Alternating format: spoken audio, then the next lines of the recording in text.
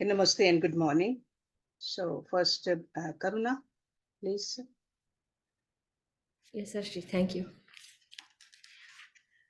Om Parthaya Pratibodhitam Bhagavata Narayanena Swayam Vyasena Grathitam Purana Munina Madhye Mahabharatam Advaitaamrutavarshiniം Bhagavati Ashtadashaധ്यायिनी Amba Tvāmanusandadhāmi Bhagavad Gīte Bhavatveshinim Namostute Vyasa Vishala Buddhe Fullaravindayatapatra Netra Yena Tvaya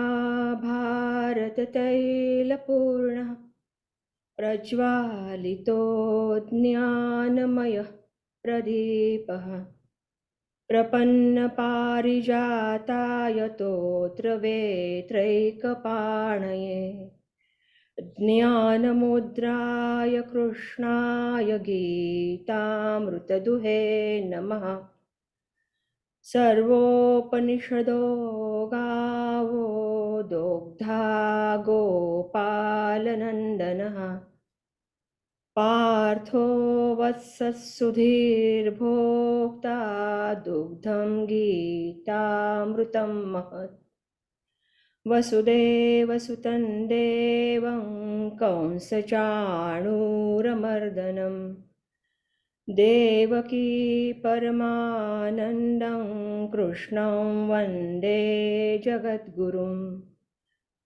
Bhishmatronatata Jayatratha Jala Gandhara Nilotpala Shalyagrahavati Krupena Vahani Karnena Velakula Ashvathama Vikarna Ghoramakara Duryodhana Vartini Sotirna Khalu Pandavairananadi Kaivartaka Keshavaha Parasharyavachas Sarojamamalam Gitarthagandhotkatan Nanakyanakakesaram Harikatha Sambodhana Bodhitam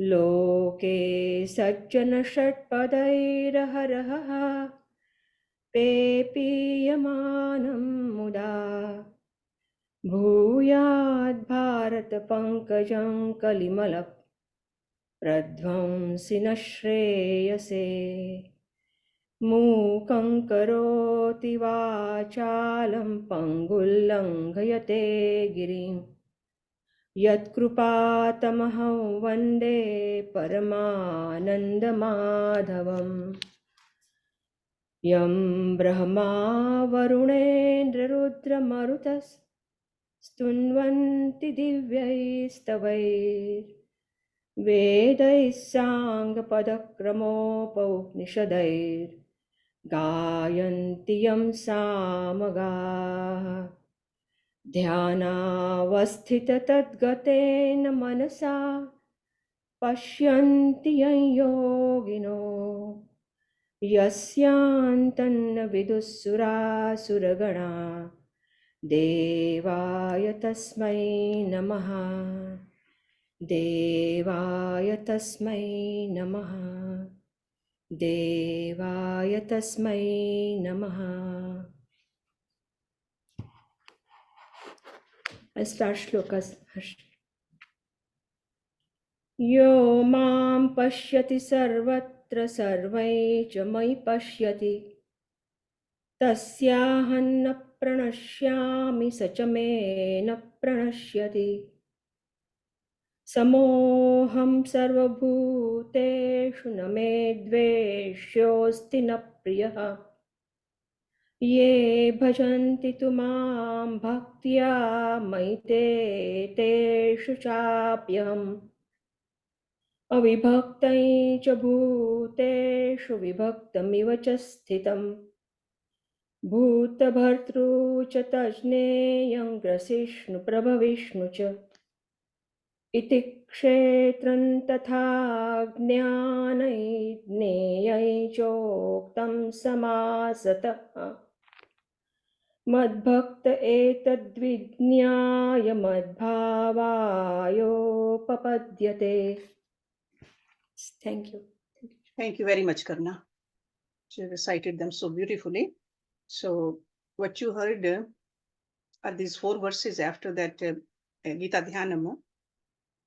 The first verse was from chapter 6, Atam Sanyam Yoga, and that is a verse number 30. So if you have the books, you can open those when we look at the details of that. Then the second verse was verse number 29 from chapter number 9, Raj Vidya, Raj Guh Yoga. That's the title of that chapter. So Atam Sanyam Yoga, Raj Vidya, Raj Guh Yoga. And the last 2 verses from the chapter number 13, Kshetra, Kshetragya, Vibhag Yoga.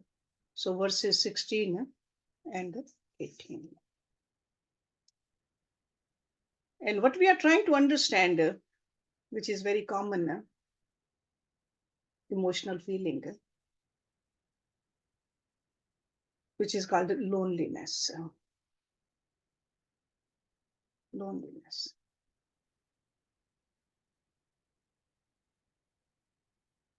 It is an unpleasant emotional response to perceived isolation. I would like to emphasize the word perceived. Loneliness is also described as a social pain,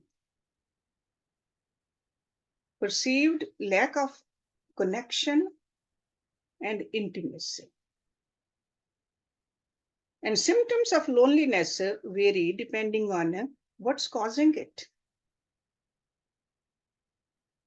and the person's individual circumstances. But loneliness often involves the feeling of sadness, emptiness, discomfort, or disconnectedness, feeling left out or isolated from others. Loneliness is the feeling of wanting greater social connection than you have. So if you feel lonely, you are lonely. Remember, loneliness is not the same as being alone. Because you can spend time totally secluded in a cabin in the bush and not feel lonely. And equally, you can be surrounded by families or a lot of familiar faces at a vibrant party, yet still you can feel completely isolated. Everyone has a different appetite for social connection. So it's not about how many friends you have, but how close you feel to them.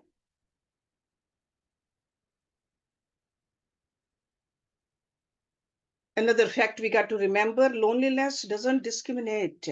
That means it can affect anybody, regardless of the age, gender, relationship, status, education, or even social standing. Nobody is immune to loneliness. Because as people, we all have social needs we have to fulfill to live happy. And we want to have a rewarding life.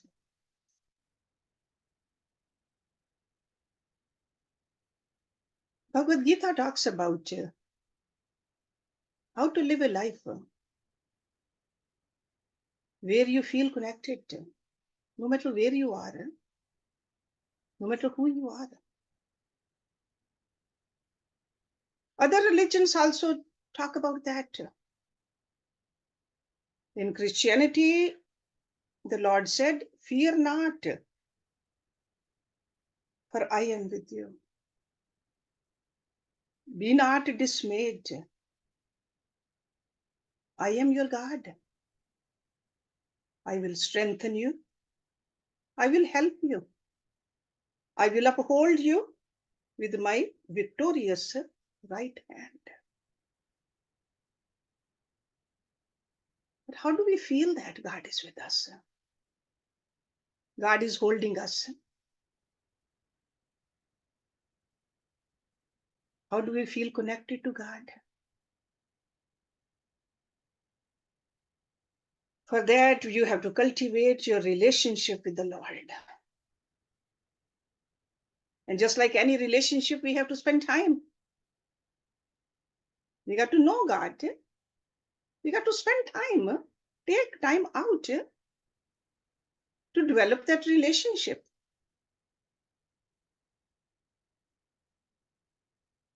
Sometimes we need to get out of the house, go into the nature. It's easy to see the presence of God in the forest sometimes, in the trees, in the ocean, looking at the sun, the stars. Do that. Sometimes we need to change our routine. Discipline is important, but when it becomes boring, we need to change a little so that we feel the connection. We got to attend religious activities. That's why every religion, they say, Sunday is for the church or the temple or the satsang. We got to be a friend to make a friend.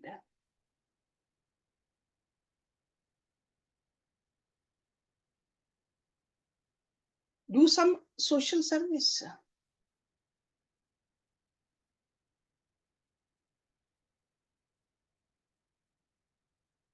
Every week there should be some time spent for some kind of a volunteer work.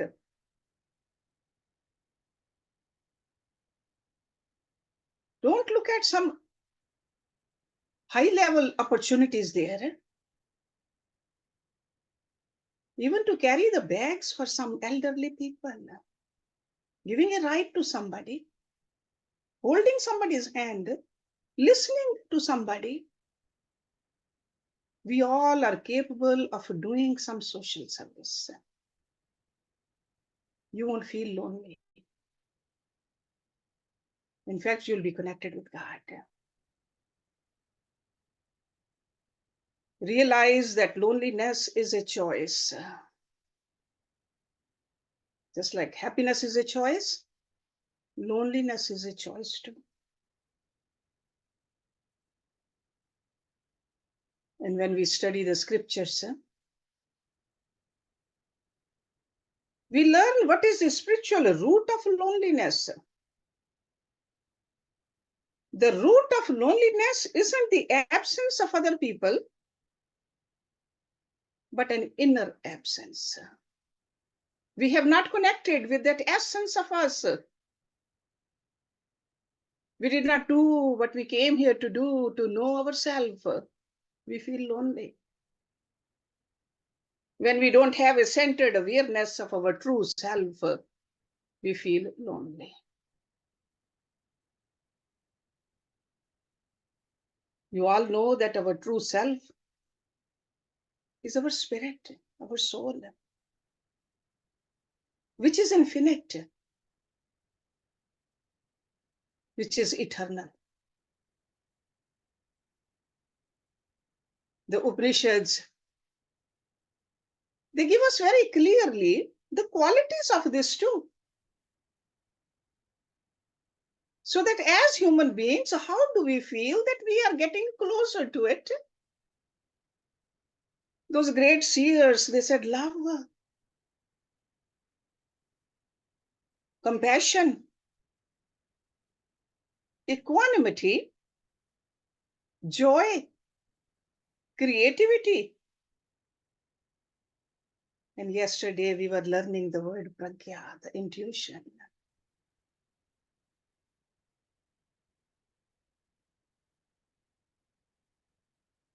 Pure potentiality and bliss.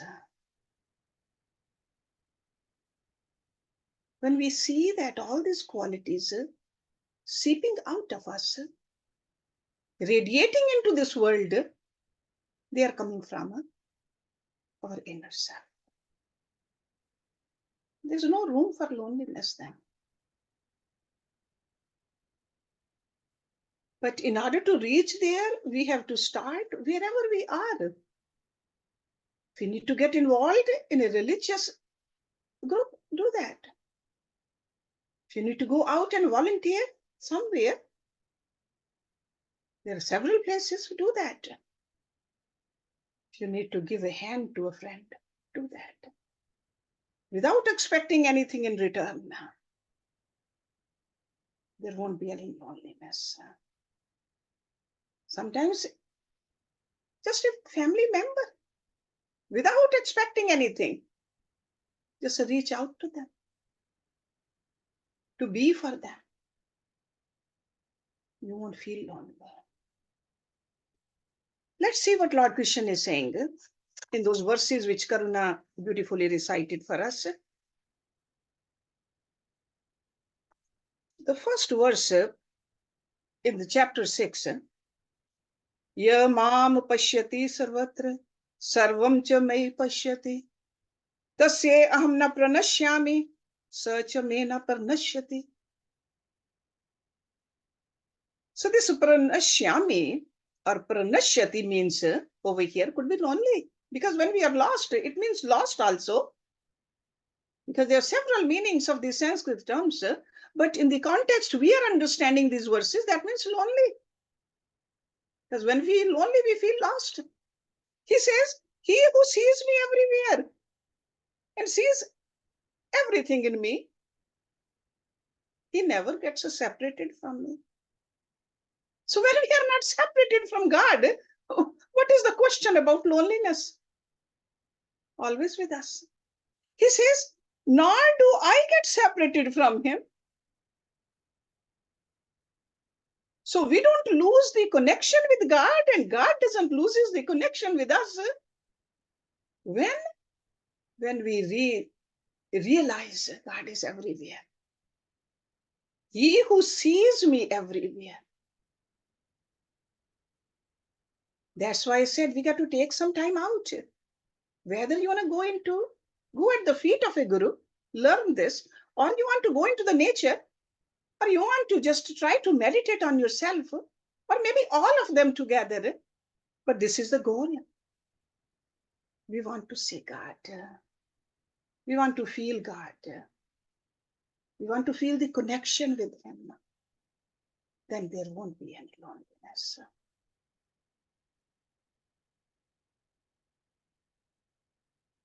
Once having awakened to the self, a yogi recognizes everywhere nothing but God. We learned that in Ishavasya Upanishad also. Over there the Rishi says,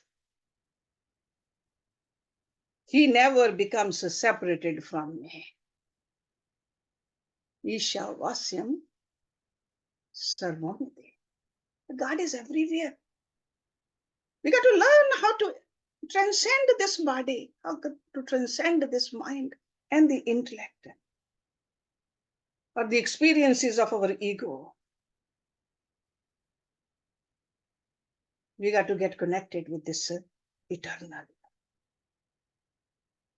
Only then we can recite those mantras which is Shivoham, Shivoham, Shivoham. In order to experience, we got to go through the sadhana. A meditator, once he has fulfilled the process of detachment from the not self, which is anatma, himself becomes the eternal and infinite. The intimate experience of the long hierarchy of gurus in India and the mystic saints all over the world actually endorse this, that this pain of loneliness can be cut down with this process. We got to learn the self in an individual is the self everywhere, whom we call God. Over here in this verse, Lord Krishna is saying that not only the seeker comes to feel the selfhood, but I, the self, becomes homogeneously one with him. So he comes to me, I am running to come to him. That's what it means. Sacha mena pranashyati. Tasya aham na pranashyam. So let's look at another verse from the same chapter. That is verse number 29. Sama aham sarvabhuteshu na me dveshyah asti na priya. Ye bhajanti tu mam bhaktya meite teshu cha api aham. The same am I to all beings. Okay, so there's no favoritism there. All beings. To me, there's none hateful nor dear. But those who worship me with the devotion are in me, and I am also in them. So that means these doors of bliss, the doors which will connect us to God, they are open to everybody. It's not just for the select few, for all of us. It's up to us. Do we want to walk through these doors? To be one with him? Or do we want to still play with this prakriti a little bit more and get tossed here and there? So very clearly he says the self is one in all beings. He did not say human beings, in all beings. But as a human being, we have been given the equipment to understand it. We have a higher level of intellect. So that's why it becomes our responsibility to run towards that door. Transcend all the temporary and embrace this infinite. I am in all beings. Just like the same sun illumines all objects of the world, and its rays get reflected on all surfaces. Surface could be dull, it could be rough. Surface could be a rock or a bright, polished facet of a jewel. The same sun, but it's reflecting clearly on a polished surface. That's why we see in the gurus, the saintly people, the avatars, the light is shining because their surface is polished. It's reflecting back. To me, there is none hateful. God doesn't hate anybody. We got to remember that. We got to just cultivate more and more love for God.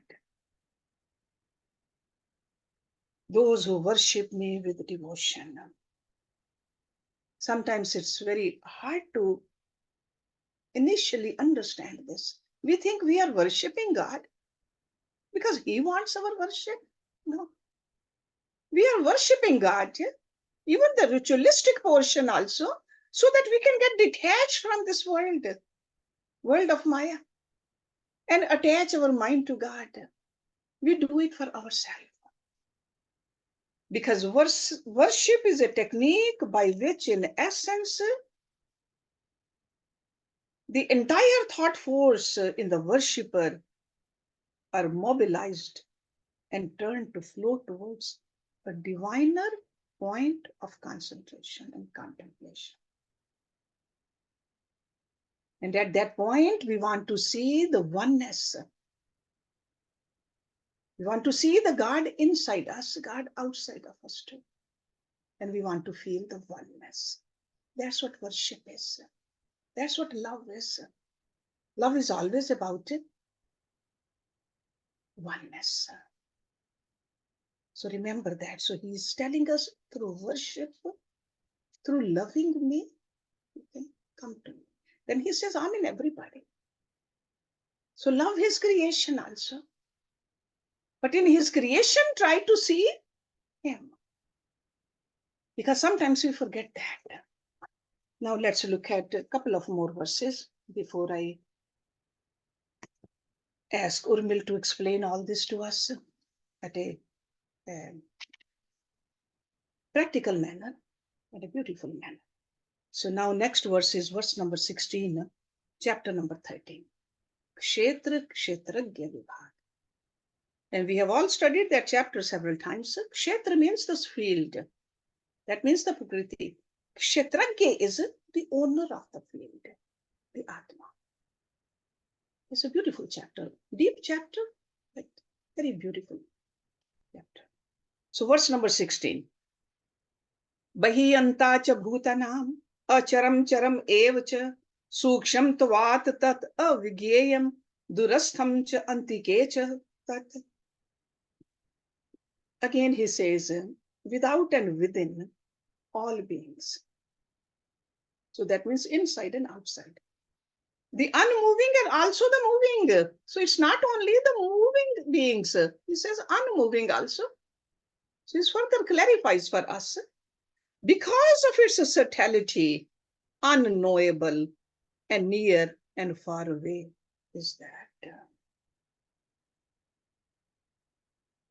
So that means God is everywhere.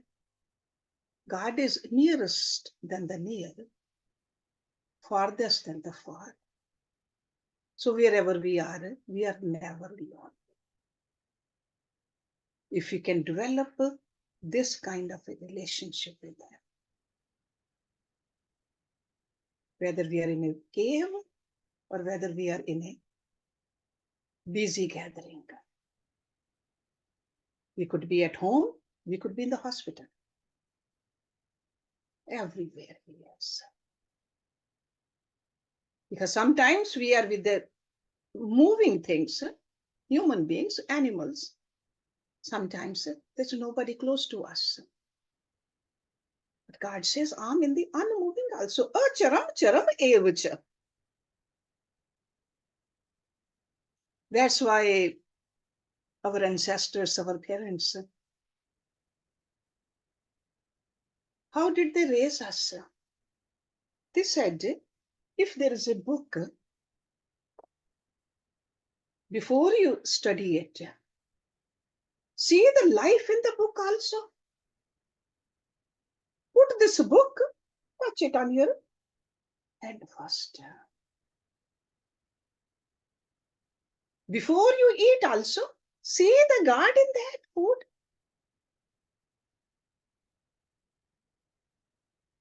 So when we develop these kind of habits, the first thing in the morning when we get up, whether we are alone in the house or whether we are in the company of the whole family, first pranam should be, first good morning should be with God.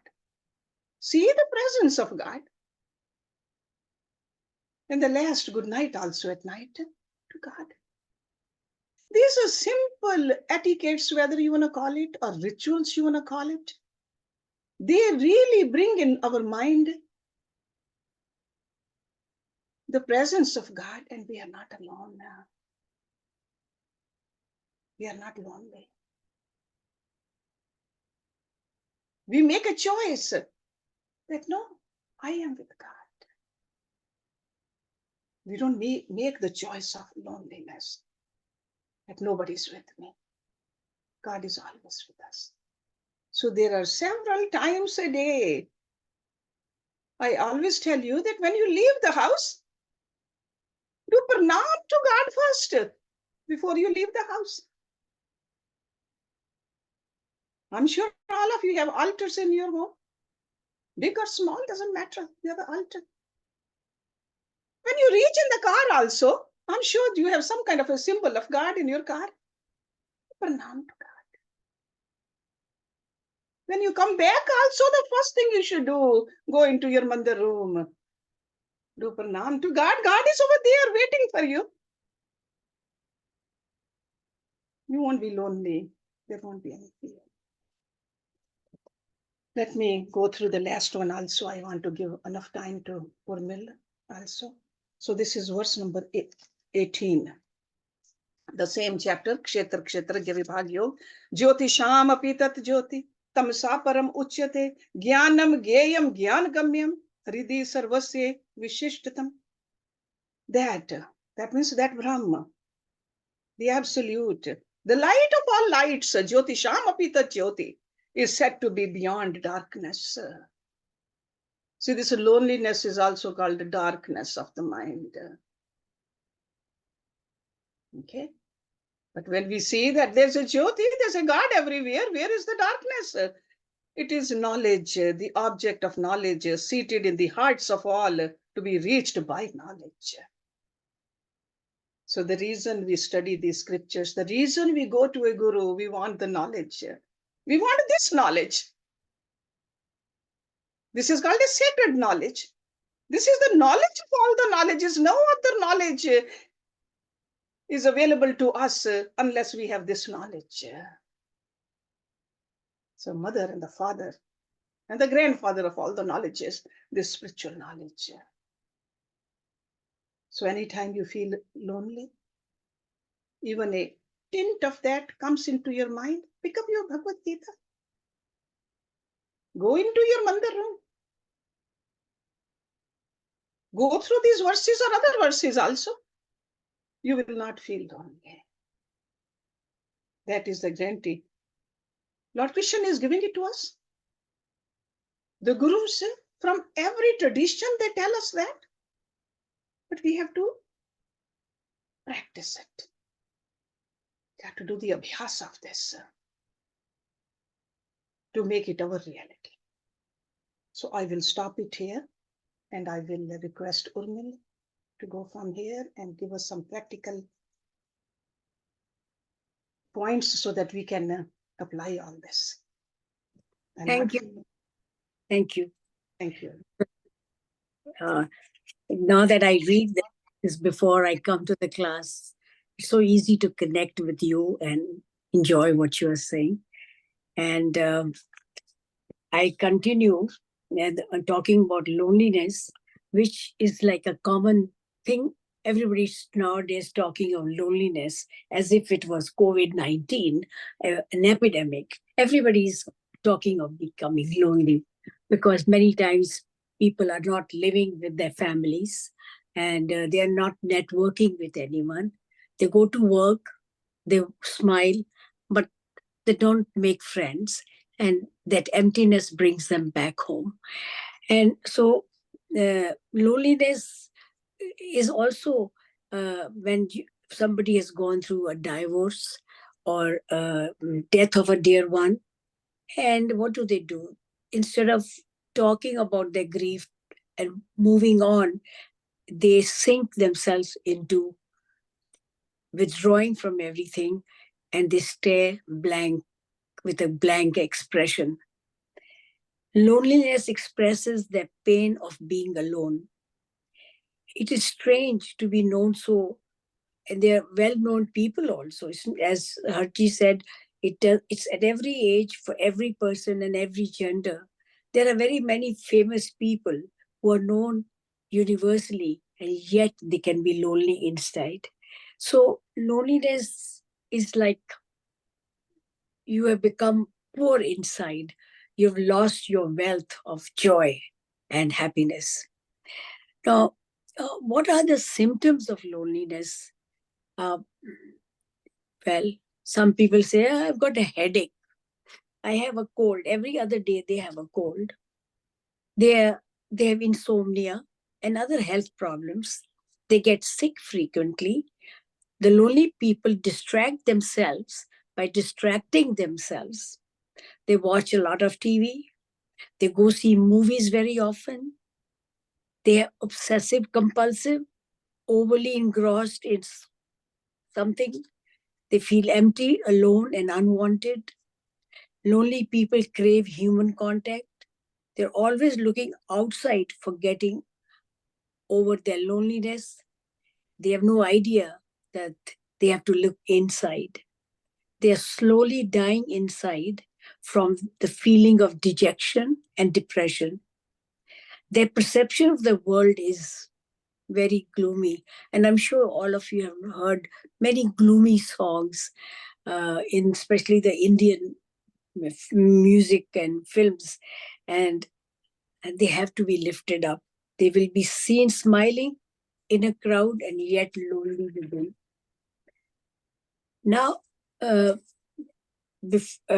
how to get over this loneliness? As Hershey has already mentioned quite a few things. If socially isolated, especially the elderlies,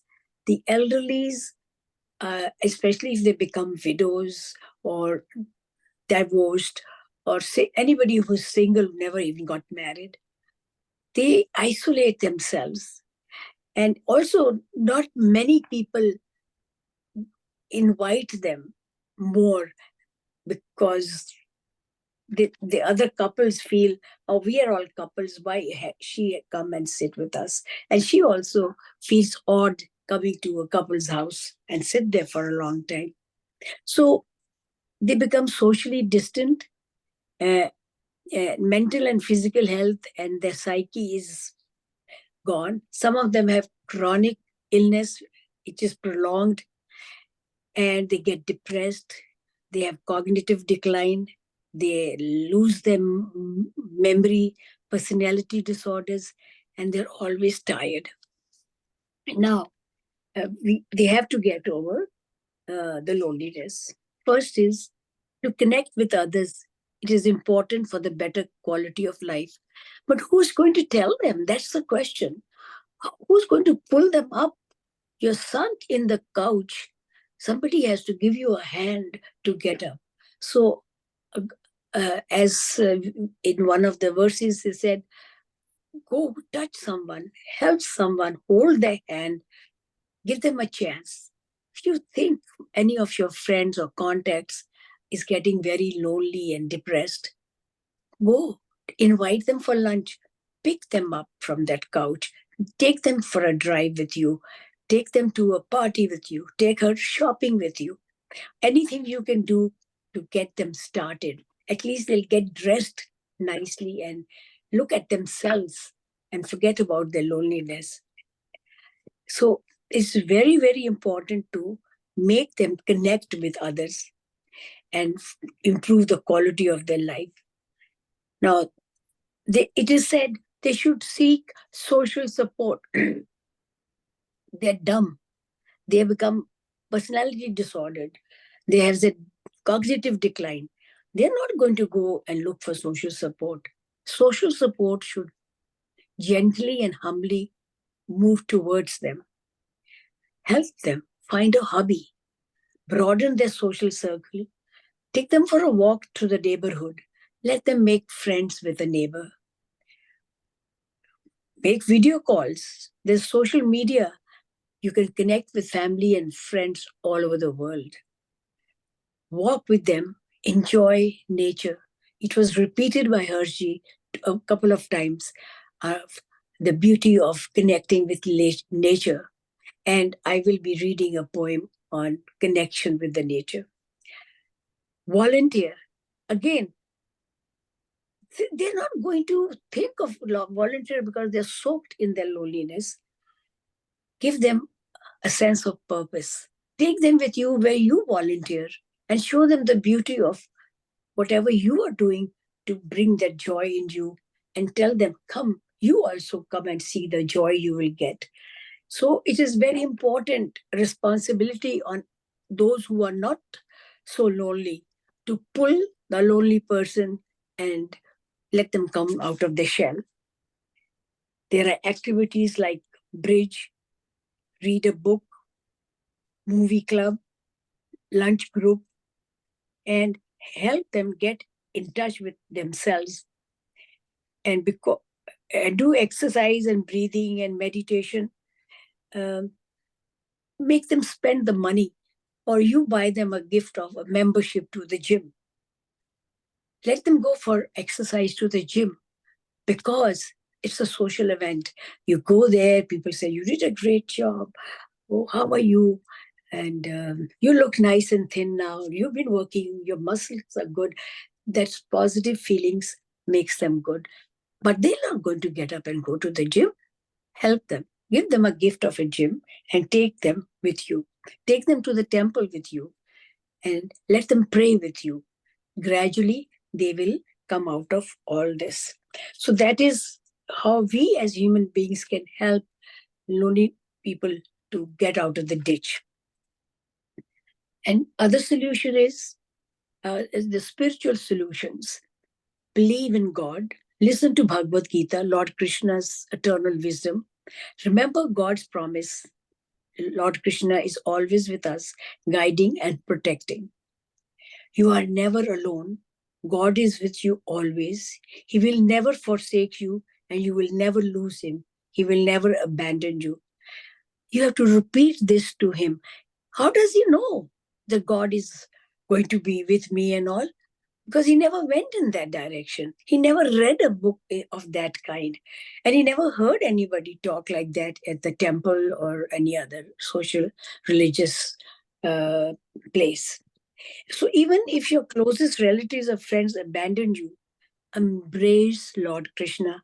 He is your hope when you feel hopeless and alone or lonely. See God's grace. Lord Krishna said, I'm your guiding light, your torch in the darkness of your journey alone. With you, he accepts you for whoever you are. And he says, come to me. I am gentle and humble in heart, and you will find rest for your burdened soul. So by reading Bhagavad Gita and listening to Lord Krishna speak, listen to his every verse. He gives comfort, hope, and a feeling of true companion. Give the gift of Bhagavad Gita to that person. He's going to see the big, thick book. And he says, oh, because he's lonely, he's really not going to read. But you can quote something from the Gita and inspire him to get motivated to flip the pages of Gita and read something here and there. Hold God's hand, invisible. But if you have any issue, hold God's hand. Then you have a purpose and a goal in life to realize to realize God. You have a reason to live for and reach that goal. But it takes a long, long time for someone to reach that level. So show them the route, show them the ashram, show them the teaching places where they get involved. So praying is you pray and pray to God. And what you ask for is guidance, strength, and wisdom. And say, God, may your wisdom be my anchor to lift me out of loneliness. Do a gratitude prayer. Bow down to God and thank him. You have whatever and how much you have, more or less, thank God for whatever you have. Next, meditate every day and contemplate, even if it is for 10 minutes. This person has never meditated or so-called contemplated. He has only sat and brooded over his loneliness. So let them be touched. Let them have a pat on their back for the little they will do towards spiritual growth. So I, one long time back, wrote a poem on this loneliness, which is deep loneliness. So I will read my poem first, and then I will read the nature poem after that. Here is a divorcee who thinks with time I will be okay, but continues to be lonely. But he thinks time will be a great healer. Is time a great healer? Is time a great healer? Only time will tell. Out of sight and out of mind, all looks well. When you're not in touch and he goes far, far, far, the heart seems okay. I will see a little scar. I only see a little scar. Like a broken crystal treasure, skillfully glued together. The patched up heart looks like the work of a skilled galvanizer. One day, sitting by the beach, the gentle waves come and massage me. I felt so sedated and serene with my head and arms on my knee. Then a high wave surged. It spurred memories of him so far, far, far. Then I sensed some sore spots by my heart under the scar. The healed heart perhaps had again started to shake, quake, and crack. Quaint pangs of pain in my chest and arms are indeed not cardiac. My love letters burnt into cold ashes. I sifted them between my fingers, and then they burnt my hand and betrayed me. Hidden in them was hot embers. Raak ke dher mein bhi chingari. Oh God, please numb my pains and freeze my memories of him now so far. Give lesion time to heal inch by inch under that deep scar. Perhaps out of sight and out of mind, all will get well. Is time a great healer? May more time will tell. So this person is still hurting inside. Deep down, this person is still very lonely, but he hasn't found the path of spirituality. So she's only waiting for time to heal her. The second poem is a very popular poem by William Wordsworth. And he talks of he's lonely and he's walking around, he's gone for a walk, and suddenly he sees something in nature that he suddenly becomes very happy and joyful. And this is a lesson on connecting with nature. If nothing else, tell that person who's lonely, go for a walk. He'll see God in many things. He will see beauty of nature.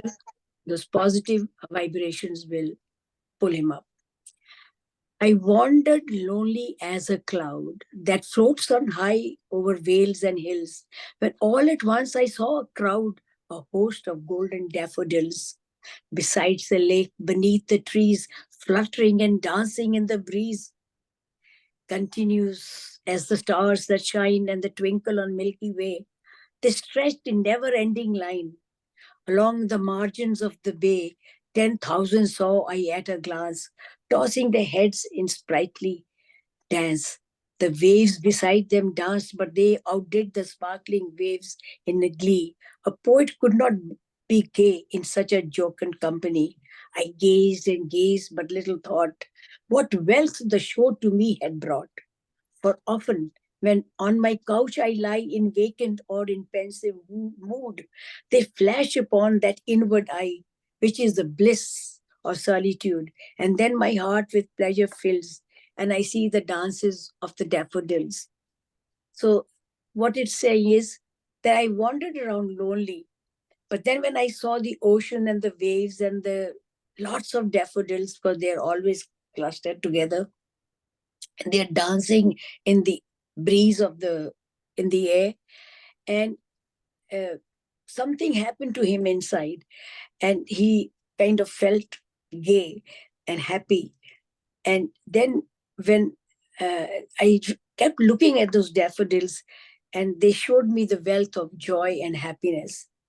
And now when I am sitting alone on my couch in vacant or pensive, sad mood, they flash upon that inward eye with a bliss, so that loneliness has become a good feeling of solitude, which is not being alone, but being alone because you like to be alone. And then my heart with pleasure fills when I imagine and remember the dances with the daffodils. So this is just a way to get the concept of this loneliness. And for a lonely person to be pulled up, we have to take a lot of initiative. And I think Hershey has already told you quite a bit. And I did not talk about solitude because that is different from loneliness. Solitude is a more like a positive, enjoyable experience, while loneliness is negative and distressing experience. In solitude, we try to find ourselves, and we stand and go within us. In loneliness, it's emotions and sitting, feeling empty, and things like this. So that is my take on loneliness. And all said and done, solutions lie in our Bhagavad Gita and other scripture books. We have to find them. But first, somebody has to find the book. Give everybody you can a book. Thank you very much, Urmil. Beautiful. So thank you, Karuna. Thank you, Urmil. Oh, I kept going.